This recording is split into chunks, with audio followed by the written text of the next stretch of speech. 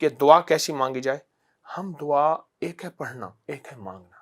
دیکھیں یہ دعا ہے، اس میں ہماری آنکھیں بھی سوالی، ہمارے ہاتھ بھی سوالی، ہمارا جسم بھی سوالی، ہمارے جذبے بھی سوالی۔ اور اگر کبھی دعا مانگنا سیکھنا ہے، چوراہوں میں چلے جائیں، یہ جو مانگنے والے پروفیشنل بھکاری ہوتے ہیں، ان کا لباس بھی سوالی، ان کی چال بھی سوالی، ان کی ڈھال بھی سوالی، ان کے لفظ بھی سوالی، آپ حیران ہو جائیں گے۔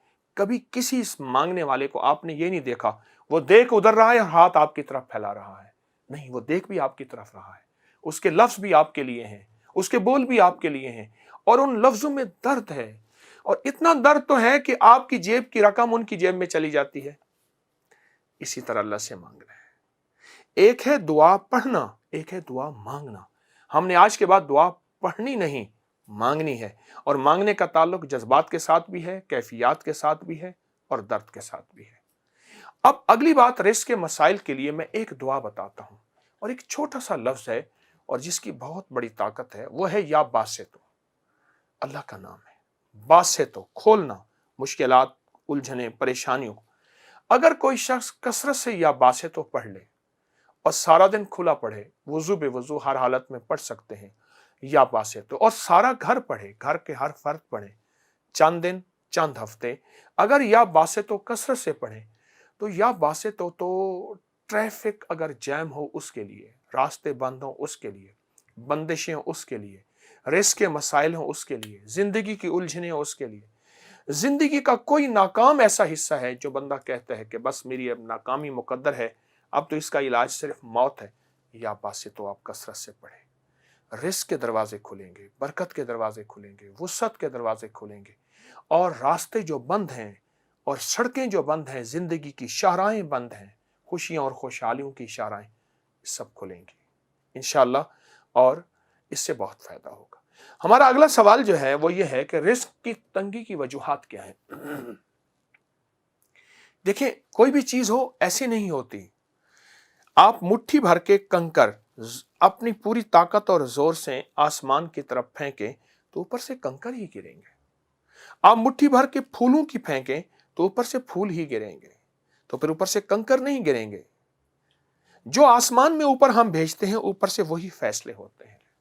اس لیے میں اکثر کہا کرتا ہوں حکمرانوں اور بادشاہوں کو گالیاں دینا چھوڑ دیں، برا بھلا کہنا چھوڑ دیں۔ کوئی بادشاہ، حکمران کبھی مہنگائی نہیں چاہے گا، اسے پتہ ہے اگر مہنگائی آئی تو عوام ہل جائیں گے، اس کے خلاف ہو جائیں گے۔ یہ فیصلے اوپر سے ہوتے ہیں اور ہمارے اعمال کے مطابق ہوتے ہیں، اور جو قوم، جو گروہ، جو قبیلہ، جو گھر استغفار کو اپنی کثرت میں لے آئے گا، استغفار کو کثرت میں لے آئے گا اور توبہ کو اپنا مزاج کا حصہ بنائے گا، اللہ اس گھر، اس قوم، اس قبیلے کو ہمیشہ برکتیں دیں گے، رزق کی تنگیاں دور ہوں گی، مسائل حل ہوں گے، اور ایسے ایسے انداز سے مسائل اور مشکلات سے وہ شخص نکلے گا، کبھی گمان، خیال اور احساس ہی نہیں کہ وہ کس طرح نکلے گا۔ اور ایک چیز اور ہے رزق کی تنگی میں، رزق کا ضائع کرنا۔ آٹا، نمک، چینی، پانی، بجلی، یہ چیزیں رزق ہیں سارا، اس کو ضائع کرنا۔ جو بندہ رزق کی قدردانی نہیں کرتا، اللہ اس کو زندگی میں فقر یا اس کی نسلوں میں فاقہ دکھاتا ہے۔ میں ایک چھوٹا سا واقعہ سناتا ہوں۔ ہمارے ہاں ایک بہت بڑا خاندان تھا، ان کا سونے کا کام تھا، اور مالداروں میں بھی مالدار تھے۔ ان کے گھر میں رات کا بچا ہوا دودھ صبح استعمال نہیں کیا جاتا تھا کہ یہ باسی ہو گیا ہے، آٹا استعمال نہیں کیا جاتا تھا گندھا ہوا، اور آٹا اگر نیچے سے اتنا بچ گیا ہے بوری میں، وہ کہتے ہیں یہ خراب ہو گیا ہے، ہر چیز پھینک دی جاتی تھی۔ پھر ایک وقت ایسا آیا ان کی زندگی میں فقر، غربت، تنگ دستی انہیں ڈیرے ڈال دیے، پھر مانگے بھی کوئی نہیں دیتا تھا، اور لوگ کہتے تھے یہ وہ لوگ ہیں اگر ان کو دے دیا تو پھر واپس نہیں دیں گے، کیونکہ ان کی جیبیں، ان کی گھر، ان کی دکانیں خالی ہو گئی تھی۔ ایک واقعہ نہیں، ایسے بے شمار واقعات ہیں۔ جو رزق کی قدردانی کرتا ہے اللہ اس کو اپنی جناب سے بہت عطا فرماتے ہیں۔